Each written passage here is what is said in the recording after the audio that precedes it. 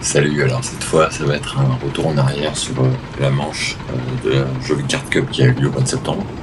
Je me rappelle plus très bien, il y avait une trentaine de pilotes.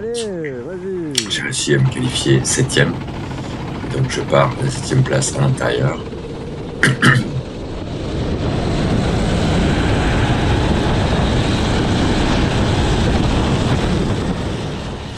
J'ai pu gagner une place dès le départ, et là il y a André qui a l'air un peu en difficulté avec son kart. Je suis un peu surpris, je le touche, et je me retrouve donc 5ème à ce moment-là. De ce que je me rappelle et surtout ce que je vois sur les images de la course, c'est que apparemment j'avais un kart qui n'était pas trop vaillant. Là je me fais un peu attaquer, je crois que c'est Teddy. Donc ça va être un peu l'histoire de la course. À passer beaucoup plus de temps à défendre qu'à attaquer. Et là, il y a Vincent qui me dépasse comme une balle en bout de ligne droite. Là, j'essaie de résister à l'intérieur, mais il arrive quand même à me dépasser.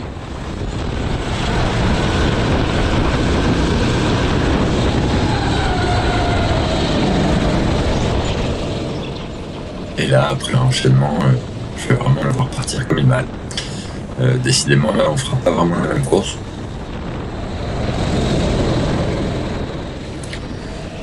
Plus loin, une nouvelle attaque de Teddy.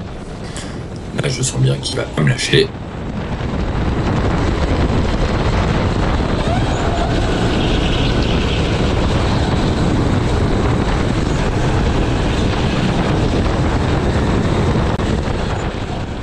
Voilà pour lui. Mais je suis à l'intérieur pour l'enchaînement et je vais donc pouvoir protéger au moins provisoirement ma position.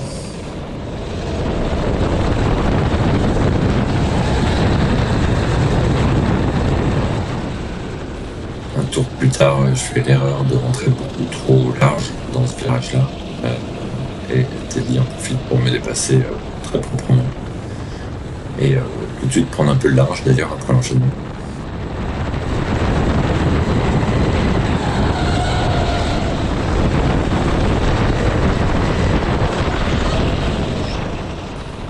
Un peu plus loin, je remonte sur Olivier qui a l'air d'être un peu en difficulté avec son kart aussi.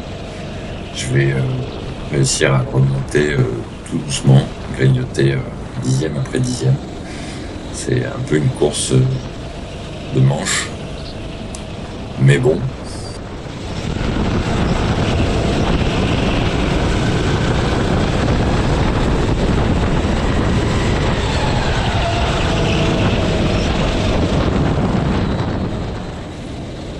Neuvième tour, toujours derrière Olivier. Il n'a pas un très bon kart, mais il fait pas beaucoup de fautes, donc c'est pas facile de trouver l'ouverture. D'autant plus qu'au bout d'un moment,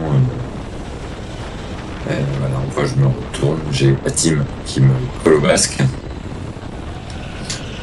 Ce qui est pas très bon signe, parce qu'en général, quand dans un petit groupe de 3 comme ça, c'est pas terrible de se retrouver au milieu.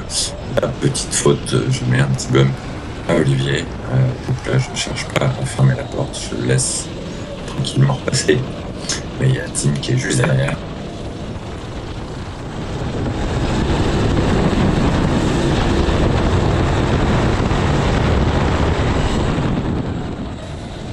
On voit que je trouve pas vraiment la solution, là je fais une petite erreur, je rentre un peu large dans le virage et Atim arrive à s'insérer. Malheureusement il me fait perdre pas mal de temps. Je vois Olivier qui part d'un coup. Et surtout, je sais que voilà, là, je suis un peu à l'ouest. J'essaie de défendre comme je peux. Mais je sens que la ligne droite risque d'être un peu longue pour moi. Et la team risque de m'attaquer.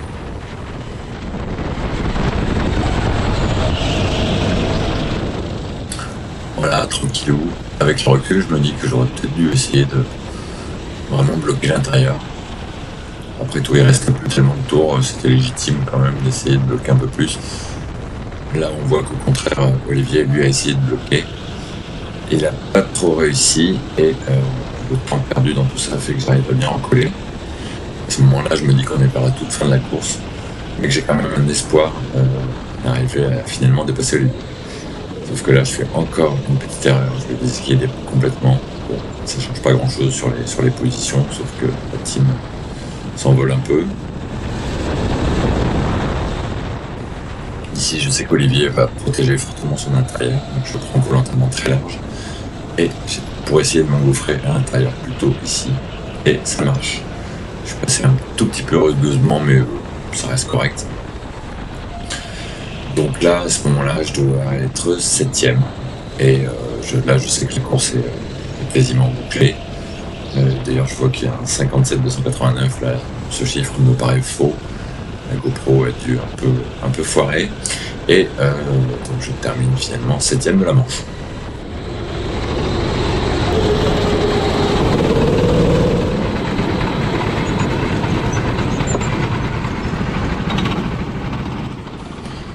Pour la finale, je pars 8ème. Et là, j'ai le bonheur de constater que mon kart part comme une fusée. Il y a bon. En plus, ça se bouge un peu juste devant moi, donc j'arrive à me glisser sur l'extérieur et à directement gagner plusieurs positions puisque je me retrouve 5ème. Ici, Teddy me force un peu le passage, mais j'arrive pour l'instant à rester devant. Là, je sais pas ce qui se passe, mais il a fallu que je m'écarte pour éviter un tour.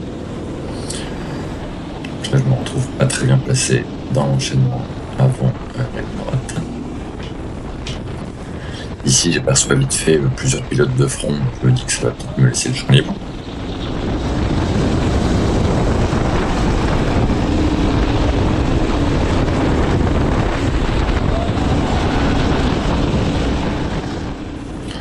Alors, le moteur de cette carte est très bon. En revanche, le châssis est beaucoup plus approximatif. Il a tendance à glisser des 4 roues, ça je m'en rappelle assez nettement. Donc j'en fous un peu partout à ce moment-là. Et surtout, j'ai tout un groupe de pilotes derrière moi, emmené par Teddy là, qui me colle au train.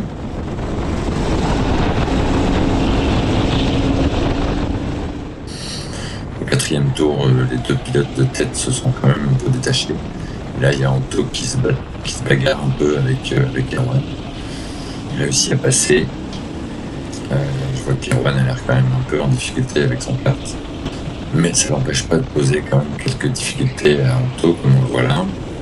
On a vite fait aperçu un kart sur la gauche qui tente sa chance. Et ici, j'ai nettement plus de moteur qu'Erwan, mais il va défendre au maximum.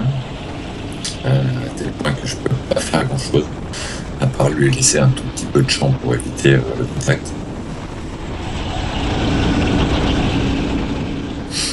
À partir de là, ça devient vraiment compliqué parce qu'il faut attaquer et défendre en même temps, ce qui est vraiment pas la position la plus confortable. Et là, hop, on voit à quel point je sors large. Je pense que j'ai été un peu aidé par le kart qui était à l'arrière droit, qui m'a un petit peu poussé. Mais là, c'est vraiment très très menaçant. Pendant ce temps-là, Erwan continue à bien placer son kart. Là, voilà, j'ai pris un petit bump qui me déséquilibre un peu, mais rien de méchant.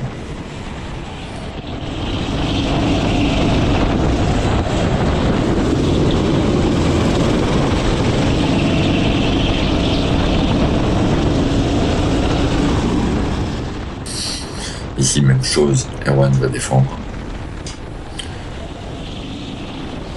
Là, j'essaie d'être un peu plus agressif, mais ça change pas grand-chose, il n'y a vraiment pas la place de passer.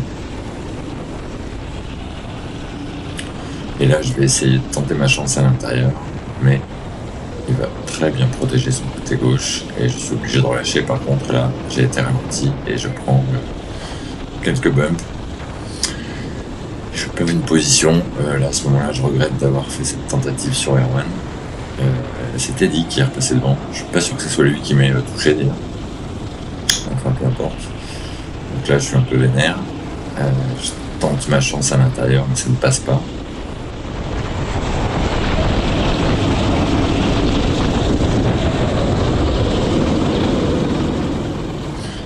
vu que j'étais un peu plus vite que lui dans l'enchaînement et que je l'ai un peu poussé.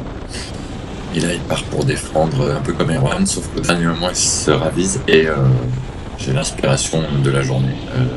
J'arrive à l'anticiper et le dépasser. Donc là, c'est plutôt nickel. Mais j'ai toujours une certaine meute derrière moi et là, je rate un petit peu mon virage, je glisse, je bloque un peu les freins et là, je sais que je vais me faire attaquer.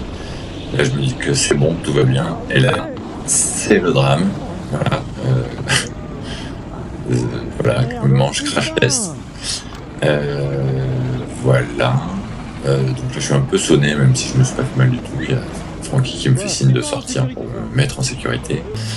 Donc bah là, c'est la fin des haricots, évidemment. Alors quelqu'un sur la terrasse m'a dit que j'avais été légèrement touché à l'arrière droit. C'est ça qui m'avait fait m'écarter autant. C'est possible, mais on s'en fout. Ça reste quand même une super manche, même si le classement ne le reflète pas vraiment. On s'en